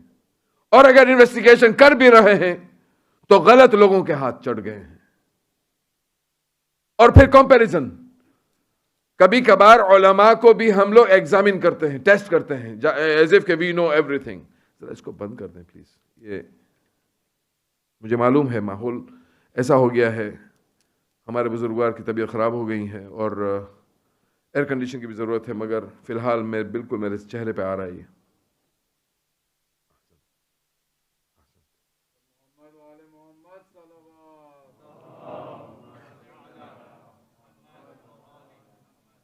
تو اس کے لیے سولوشن کیا ہے؟ سولوشن یہ ہے کہ ہم لوگ خود ترقی پہ قدم رکھتے ہوئے، منزلیں طے کرتے ہوئے علم اس طرح حاصل کریں جہاں سے علم حاصل کرنے کا حق ہے، علماء حقہ. اور جب انسان، اگر پبلک الرٹ ہو اور ویل انفارمڈ ہو تو پھر یہاں سے بدتمیزی کر کے کوئی جا نہیں سکتا. چھوٹ مل گئی ہے. اور جب یہاں کا عالم اگر اسٹرانگ ہو تو پھر حاکم کو جرأت نہیں ہوتی، جیسے من مانی آئے وہ کرے، نہیں کر سکتا. اسی لیے گراس روٹس، ہم جو ہمارے کانسٹیٹیوشن میں بھی grass root has got a power. اسلام بھی یہی چاہتا ہے. مصیبت یہ ہو گئی ہے کیونکہ ہم لوگ خود بنفس نفیس اپنے بچوں کو پڑھانے کے لیے، انسان کیسے، روایتوں ملتا ہے، رسول کی حدیث ہے بچوں کے لیے کہ اگر خداوند کریم نے تمہیں اولاد دی تو تم پہ 4 ذمہ داریاں ڈالی ہیں. وَيُحَسِّنُ اسْمُهُ، سب سے پہلے بچہ پیدا ہوتا ہے، بلکہ پیدا ہونے سے پہلے اس کو اچھا سا نام دے دو. وَيُحَسِّنُ اسْمُهُ، کیونکہ نام کا اثر ہوتا ہے اولاد کے اوپر. کہ بچے کا نام اگر محمد کسی نے رکھا تو رسول کے اس پہ کہ میرا رسول کا نام محمد تھا. میں نے اگر علی بیٹے کا نام رکھا تو امام علی. اب وہ نام بچے کو بار بار یاد دلائے گا کہ میں کس طرح کے قدم اٹھاؤں جس سے میرا رسول خوش ہو، جس سے میرا امام خوش ہو. وَيُحَسِّنُ اسْمُهُ، زیادہ مجھے ڈیٹیل میں نہیں جانا، وقت نکل چکا ہے. وَيُحَسِّنُ أَدَبُهُ، اس بچے کو ادب سکھاؤ، ماں باپ کا فرض بنتا ہے. اور ادب سکھانے کے لیے بٹھانا نہیں پڑتا بچے کو کہ بیٹھو بیٹا یہ ادب ہوتا ہے، یہ ادب ہوتا ہے، یہ ادب. ادب خود انسان باڈی لینگویج سے، جب بچہ دیکھ رہا ہوتا ہے کہ میرا باپ میری ماں کے ساتھ کس طرح بات کر رہا ہے، بچہ پک کر رہا ہے. یہ ویژول امپیکٹ کی وجہ سے جب وہ سنتا ہے، یہ ہیئرنگ امپیکٹ ہے. بچے کو وہ جو پڑھتا ہے، بچہ دیکھ رہا ہے کس ماحول میں پروان چڑھ رہا ہے، کہ میرا باپ میری ماں کا احترام کر رہا ہے، کہ میری ماں میرے باپ کا احترام کر رہی ہے. تو بچہ اچھی طرح ادب سیکھتا ہے. ادب کوئی سکھانے والی چیز نہیں ہوتی. اس کے اوپر بھی بہت ڈیٹیل ہے، مگر انشاءاللہ پھر کبھی موقع ملا تو. وَيُعَلِّمُهُمُ الْقُرْآنَ، اور بچوں کو قرآن کی تعلیم دو. یونیورسٹیز، کالجز، سکولز کی تو بہت فکر ہوتی ہے، بلکہ کے جی سے، کنڈر گارڈن سے، وہاں سے ہم تکلیفیں کر رہے ہوتے ہیں. اور بچوں کو وہاں پہ اچھے سے اچھی تعلیم، دنیاوی تعلیم دینے کے لیے ہم تیار ہیں. رسول کہتے ہیں اگر تم نے ان کو اچھا قرآن سکھایا، قرآن، اور اس کو قرآن کی تعلیم دی. قرآن کی تعلیم سے مراد یہ نہیں ہے کہ الحمد سے لے کے والناس تک زبانی پڑھ دے. آپ کو ایسے حافظ بہت مل جائیں گے، مگر اہل بیت کرام کو حافظ نہیں چاہیے. حافظین قرآن نہیں، محافظین قرآن چاہیے، کہ قرآن کی حفاظت کرنے والا چاہیے، یاد کرنے والا نہیں. قرآن کی حفاظت کس طرح ہوتی ہے؟ پریکٹس کر کے. اور پھر وَإِذَا يَبْلُغُ أَتَزَوَّجُوا إِذَا يُبْلِغُ، جب وہ بالغ ہو جائے تو اس کی ازدواجی ذمہ داریاں پوری کرو ماں باپ کے لیے. ہم لوگ سب شروع کا چھوڑ کے نام تو اچھا ڈھونڈ لیتے ہیں، نام رکھ لیتے ہیں تاکہ ہم شیلڈ کے پیچھے چھپ جائیں کہ میرے باپ نے یہ کام کیا تھا، میرے دادا نے یہ کام کیا تھا، میرے نانا نے یہ کام کیا تھا، یہ کر کے میں دنیا کو بے وقوف بنا رہا ہوں کہ میں میرے باپ کے، میرے دادا کے، میرے پردادا کے نام کے پیچھے چھپا ہوا ہوں. میں کون ہوں؟ میرا سوال ہوگا مجھ سے کہ میں نے زندگی کیسے بسر کی، میں کیا ہوں.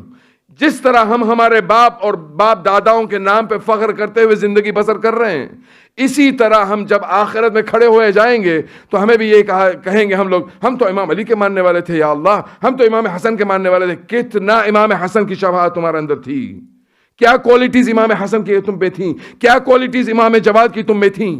یہ سوال کیا جائے گا. اسی لیے ہم کہتے ہیں السلام علیک یا موازین الاعمال، کہ ناپا جائے گا، پرکھا جائے گا، میرا ہر ایک عمل ان اہل بیت کرام کے عمل سے پرکھا جائے گا. ہم کہاں جا رہے ہیں، قوم کہاں جا رہی ہے. اور یہی بات ہم جب امام حسین علیہ السلام کا میسج تھا نا، کہ امام حسین علیہ السلام کو جب ہم، آج شب عاشور ہے، کل آپ زیارت عاشورہ پڑھیں گے، اور 40 دن کے بعد ایک دن آئے گا جب ہم سب چھٹیاں لیں گے اور زیارت اربعین پڑھیں گے. اور مومنوں کی نشانیوں میں سے زیارت اربعین. زیارت اربعین کا ایک چھوٹا سا جملہ کہ امام حسین علیہ السلام کیا تھے اور کیوں انہوں نے یہ قدم اٹھایا تھا، کیا وجہ تھی اتنی بڑی بڑی قربانیاں دینے کی، صرف اور صرف یہ عابد جاہل کو عابد عالم کرنے کے لیے.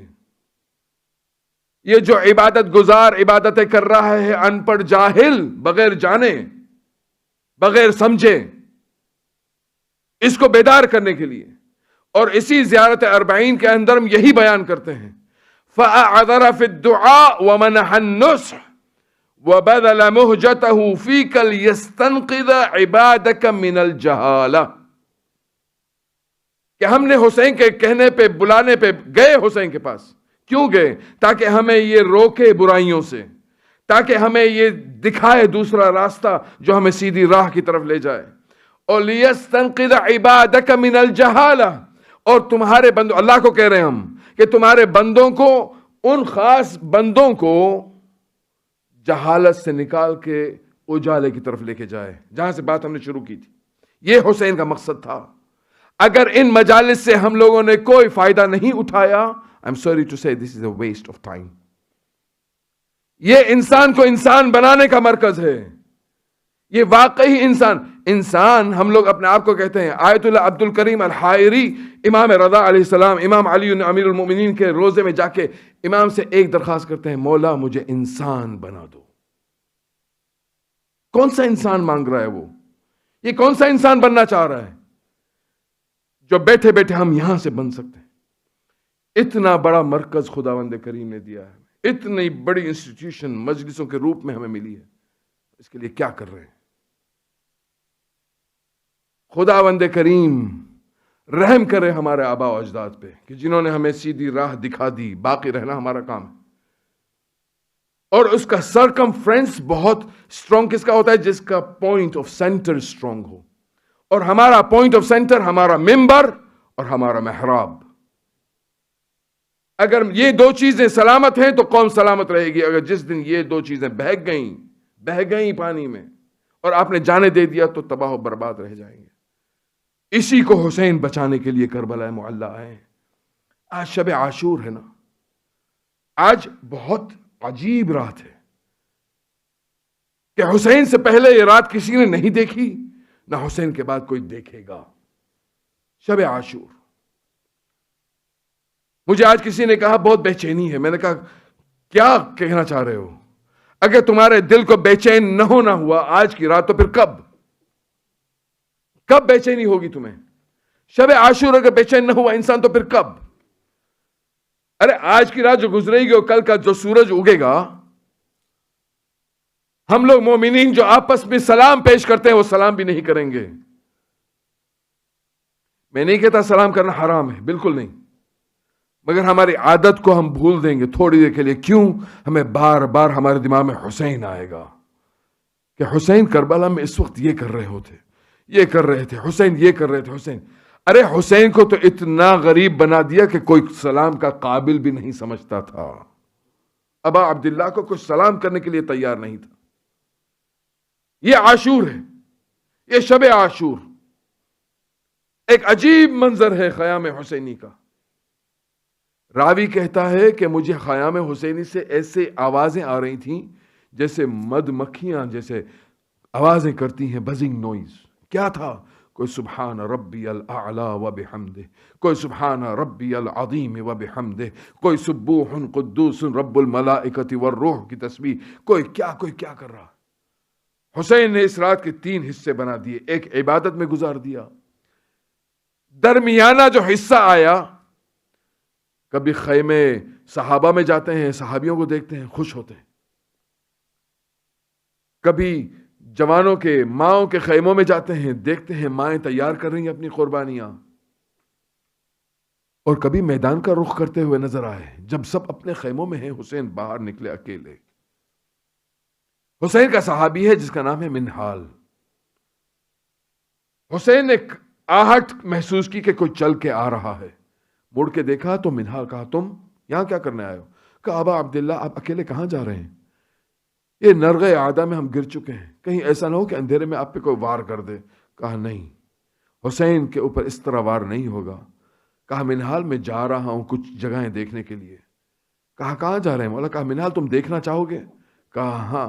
کہا یہ فلاں جگہ نظر آ رہی ہے، یہ وہ جگہ ہے جہاں پہ اکبر گرے گا. یہ وہ جگہ ہے جہاں پہ قاسم کا لاشا پامال ہوگا. یہ وہ جگہ ہے جہاں پہ میں کھڑے ہو کے عباس کے بازو اٹھاؤں گا. یہ وہ جگہ ہے جہاں پہ عباس لیٹا ہوگا.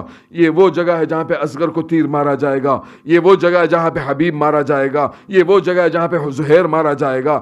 اس طرح کہتے کہتے امام رک گئے. منہال نے کہا مولا آپ کیوں رک گئے؟ کہا منہال تم یہ نہیں پوچھو گے کہ تم کہاں مرو گے؟ منہال نے کہا مولا میں دیکھنا چاہتا ہوں. کہا فلاں جگہ ہے جو جہاں پہ تم مرو گے، جہاں پہ تمہیں مارا جائے گا. پھر کہا منہال اب تم چلے جاؤ. کہا کہاں جاؤں؟ کہا تم واپس چلے جاؤ. کہا کیوں؟ کہا میں اب اس جگہ جا رہا ہوں، اس نشیب کی جانب جہاں پہ میں حسین مارا جاؤں گا. کہا مولا میں دیکھنا چاہتا ہوں. کہا نہیں تم وہاں نہیں دیکھ پاؤ گے. کہا کیوں؟ کہا میری ماں فاطمہ مجھ سے پہلے پہنچ چکی ہے. میری ماں فاطمہ مجھ سے پہلے میرا نشیب صاف کر رہی، میری قتل گاہ صاف کر رہی ہے. حسین آتے ہیں نشیب کی جانب. حسین نے نشیب میں اتر کے کیا کیا کسی کو نہیں معلوم. تھوڑی دیر کے بعد حسین پھر خیمے میں آئے. اب جناب زینب نے امام کو بلایا, کہا مولا, میرے آقا, میرے والی, میرے ماجائے, کیا آپ نے اپنے صحابہ کو آزما لیا ہے؟ امام نے صحابہ کو آزما بھی لیا, یہاں تک کہ امام کہہ رہے ہیں کہ دیکھو یہ میرے خون کے پیاسے ہیں, تم سے کچھ نہیں چاہتے, تم اگر جانا چاہتے ہو تو چلے جاؤ, میں تمہیں راستہ بھی دکھا دیتا ہوں, تم جاؤ. ان کو میرے خون کی پیاس ہے, تمہیں نہیں, تم سے کوئی سروکار نہیں, تم جاؤ. اگر تمہیں یہ بات کا خوف ہے کہ روز محشر کیا ہوگا, میں تمہاری شفاعت کا ضامن ہوں, جاؤ. مگر کوئی قدم نہیں اٹھا رہا. امام نے یہاں تک کہ گل کر دیا, شمع گل کر دی, اور کہا اب اندھیرا کر دیتا ہوں, اگر شاید کوئی اجالے میں شرمندہ ہو اور نہ اٹھ پائے, میں اندھیرا کر دیتا ہوں. کوئی اپنی جگہ سے ہلا نہیں. پھر امام نے کہا اگر تم لوگوں کو ایسا بھی ہے تو میں میرے ایک بچے کا ہاتھ تمہارے ہاتھ میں دے دیتا ہوں, یہ بہانہ بنا کے تم بچوں کو یہاں سے لے کے جاؤ. مگر کوئی اٹھا نہیں. جواب میں صرف ایک ہی بات ہوئی کہ اے حسین, تمہارے بعد دنیا میں رہنے کا فائدہ کیا ہے, کہ اگر تم نہ رہ پائے دنیا کے اندر تو ہم رہ کے کیا کریں گے. اس طرح صحابہ حسین تیار ہوئے ہیں. ایک وقت ایسا آیا, صبح عاشور ہوئی, ہر ایک شہید قتل ہوتا رہا. اب وقت ایسا آیا کہ روز عاشوراء, عصر عاشور سے تھوڑی دیر پہلے حسین اور اصغر, بس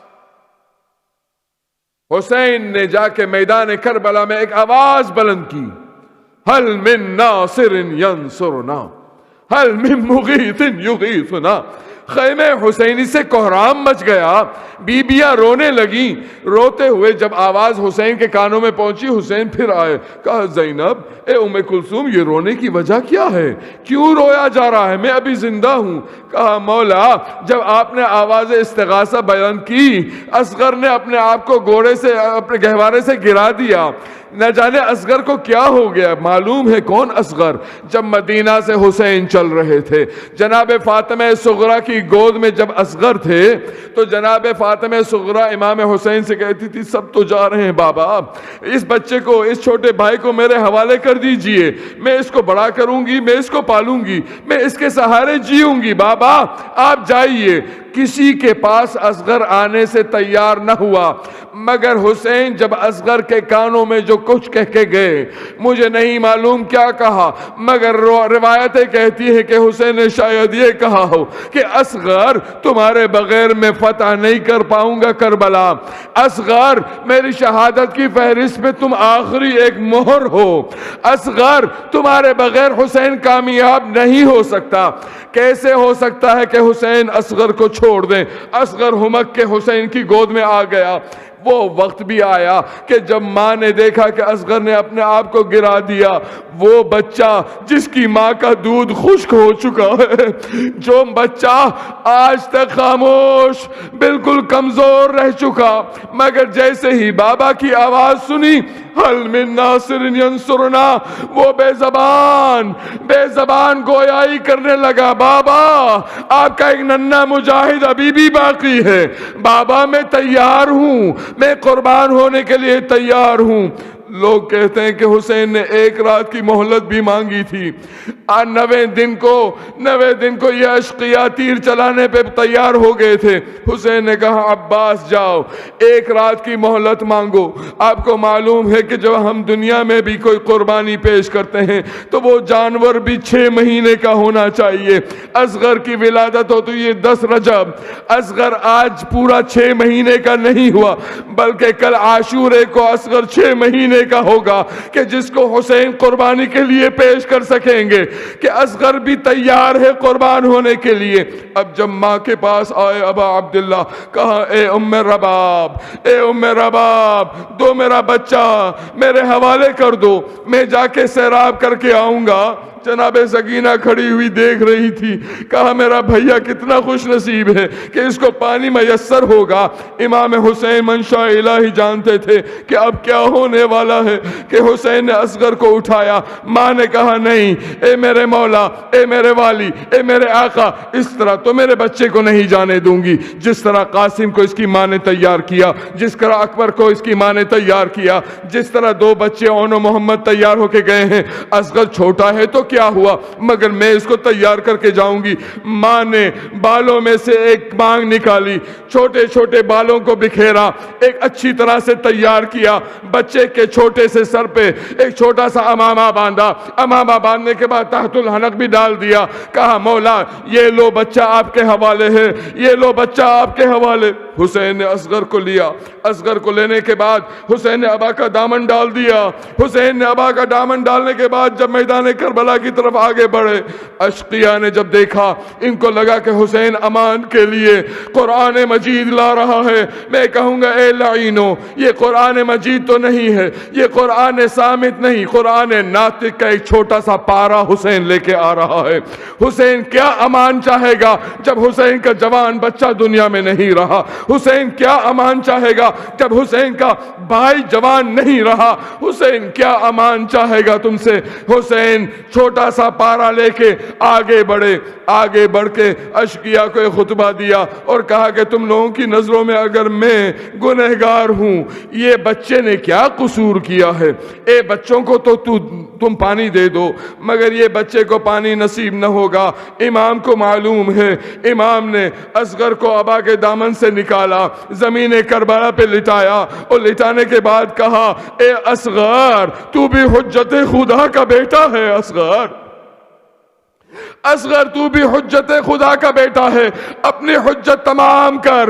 اب اصغر نے جیسے ہی بابا کا یہ حکم سنا، اشقیاء کی طرف اپنا رخ کیا، چھوٹے لب کھولے، لب کھولنے کے بعد چھوٹی زبان لبوں پہ گوانا شروع کر دی اور گوانا شروع کی، گویا اصغر کہہ رہے تھے کہ میرا بابا سچ کہہ رہا ہے، میری ماں کا دودھ بھی خشک ہو چکا ہے، میں 3 دن کا پیاسا ہوں، مجھے تھوڑا سا پانی دے دو۔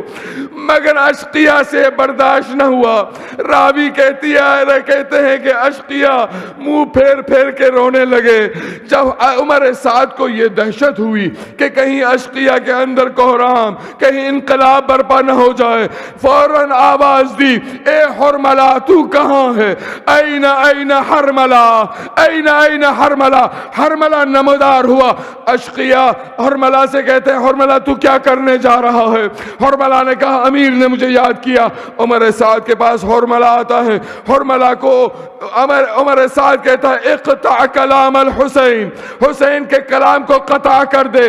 حرملہ نے ایک تیر جوڑا، جو تیر کمان اتنا مشہور تیر کمان، اس نے ایک تیر جوڑا جو ہاتھ سے چھوٹ گیا۔ عمر سعد نے کہا اے حرملہ اگر مجھے کوئی پوچھے سب سے اچھا تیر کمان کون ہے، تیروں کا چلانے والا کون ہے، تو میں تیرا نام لیتا۔ آج کیوں تیرے ہاتھ لرز رہے ہیں؟ آج تو کیوں کانپ رہا ہے؟ کہا اے ملعون تجھے وہ نظر نہیں آ رہا جو مجھے نظر آ رہا ہے۔ کہا کیا نظر آ رہا ہے؟ کہا خیمے کی طرف دیکھ، ایک ماں در خیمہ پہ کھڑی ہوئی ہے، وہ بار بار کہہ رہی ہے اے حرملہ اس بچے نے تمہارا کیا بگاڑا؟ تو میں اس ماں کے سامنے بچے کو کیسے ماروں؟ پھر دوسرا تیر جوڑا، دوسرا تیر بھی گرا۔ اب عمر سعد سے برداشت نہ ہوا، اس نے کہا کہ تو کیوں کانپ رہا ہے؟ کہا میں دیکھ رہا ہوں میرے سامنے ایک نقاب پوش بی بی کھڑی ہو گئی ہے، وہ کہہ رہی ہے اے اصغر نے تیرا کیا بگاڑا؟ اب یہاں پہ یہ باتیں چل رہی تھی کہ حسین نے اصغر کو تپتے ہوئے زمین سے اٹھانا چاہا۔ جیسے ہی حسین اصغر کو اٹھا رہے تھے، حرملہ کا تیسرا تیر چلا جو حرملہ نے اصغر کے گلے کا نشان بناتے ہوئے چھوڑا۔ اصغر کے گلے میں تیر لگا، حسین کے بازو میں پیوست ہوا۔ حسین نے اصغر کو دیکھا، اصغر کو دیکھا، پہلا خیال حسین کو آیا ہوگا ارے میں تو اس کو لے کے آیا تھا صرف اس کی ماں سے کہہ کے کہ میں پانی سے سیراب کراؤں گا، اب میں اس کی ماں کو کیا جواب دوں؟ میں اس کی ماں کو کیا جواب دوں گا؟ خدا آپ کی گودیوں کو سلامت رکھے، خدا آپ کے بچوں کو اصغر کے صدقے سے سلامت رکھے، کبھی کوئی بوڑھا باپ یہ حال اپنے بچے کا نہ دیکھے۔ خدا را حسین کا تجھے واسطہ دیا ہے، ہماری اولادوں کو سلامت رکھنا۔ حسین اب اصغر کو لیے ہوئے چلے ہیں، ابا کا دامن لٹا چکے ہیں، اب 7 مرتبہ حسین آگے بڑھے، یہی خیال کہ میں ماں کو کیا کہوں گا۔ حسین 7 مرتبہ پیچھے آئے، انا للہ و انا الیہ راجعون، انا للہ و انا الیہ راجعون رضا بقضائہ و تسلیما لامرہ. حسین آگے بڑھ رہے ہیں، پیچھے آ رہے ہیں. پھر خیال آیا کہ اب وقت میں کوئی گنجائش نہیں رہی، اب مجھے ہمت جٹانی پڑے گی. ایک بار خیمے کے در پہ حسین آ کے کھڑے ہو گئے. کہا اے رباب آ کے اپنی امانت مجھ سے لے لے. رباب تو نہ نکلی، سکینہ نکل آئی. سکینہ نے کہا بابا بابا کیا اصغر کو سیراب کر کے آ گئے؟ میں پیاسی رہ گئی. حسین نے کہا سکینہ میں تجھ سے کیا کہوں، اپنی ماں کو بلا. اصغر کی ماں جب در پہ آئی، حسین نے دیکھا رباب سر جھکائے کھڑی ہے. رباب سے حسین نے کہا اے رباب حسین کو معاف کر دینا کہ حسین اصغر کو پانی نہ پلا سکا. رباب کے سامنے ابا کا دامن ہٹایا. سکینہ نے سر پیٹنا شروع کیا. اے میرے بھیا اصغر، میں صغرا کو کیا جواب دوں گی؟ سکینہ نے جب کہا، رباب دیکھتی ہے بچے کو. جب دیکھا ایک ماں ہے، ایک ماں. غور سے سنیے گا، آخری شب عاشور کے مصائب پڑھ رہا ہوں. اصغر کے باب الحوائج کے مصائب ہے. اصغر کی جب حالت ماں نے دیکھی، ماں کی زبان سے فقرہ نکلا، یا بنیا امثلک ینحار، اے بیٹا تیرے جیسے بھی نہر ہوتے ہیں. حسین عجیب کہ کیسے نہر کے سمجھ گئے رباب. نہر کون ہوتا ہے معلوم ہے؟ ایک بڑا سا اونٹ جس کو 3 بال تیر سے پہلے گرایا جاتا ہے پھر ذبح کیا جاتا ہے.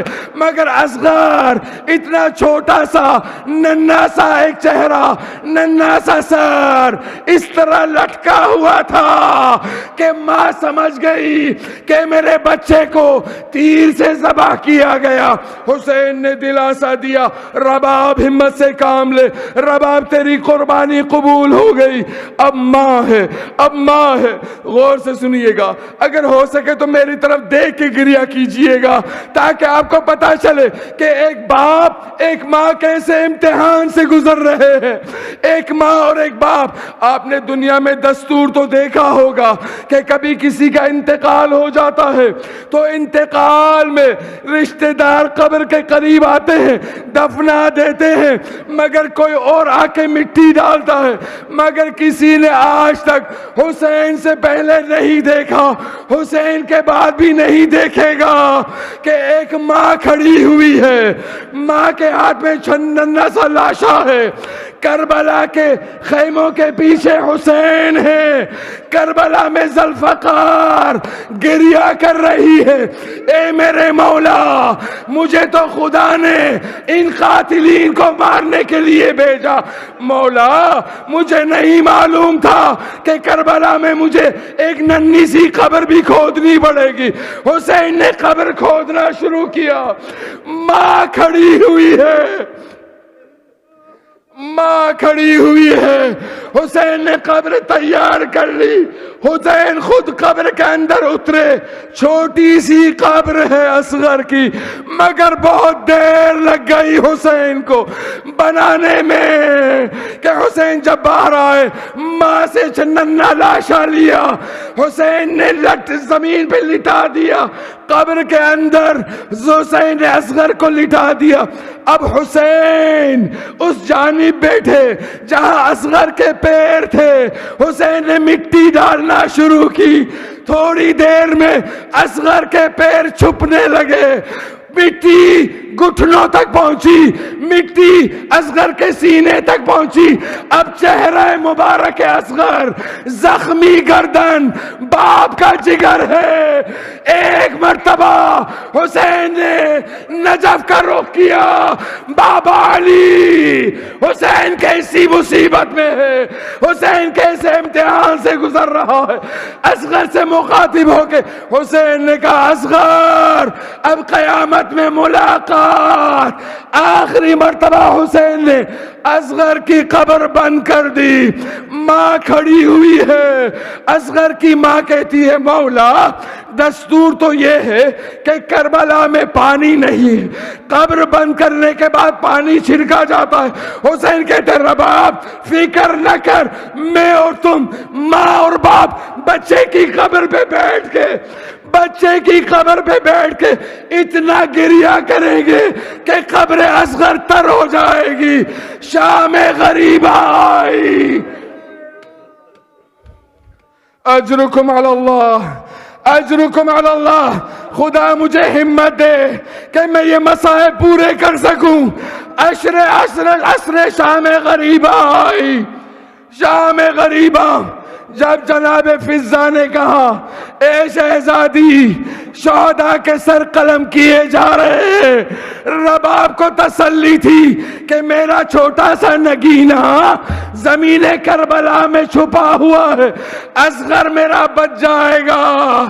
مگر کیا کروں. شام غریبہ میں جب سرائے مبارک گنے گئے تو کسی نے کہا حسین کا 6 مہینے کا بچہ بھی تھا جس کا سر نہیں دکھ رہا. شمر ملعون آگے بڑھا, گھوڑے پہ سوار ہوا. سوار ہونے کے بعد زمین کربلا میں نیزے چبونے لگا. زمین کربلا میں نیزے چبوتے یکایک دیکھا گیا ایک ننھا سا لاشا اس نیزے کے نیچے لٹکا ہوا ہے کہ اصغر کے سینے پہ چھپا ہوا نیزہ. شمر نے اصغر کا لاشا لیا, وہی خنجر نکالا جس سے حسین کو ذبح کیا. خنجر نکال کے گھٹنے کو اصغر کے سینے پہ رکھا.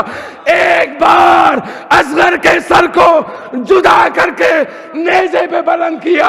ماں نے جب دیکھا 11 محرم کو کہا اصغر اصغر اصغر.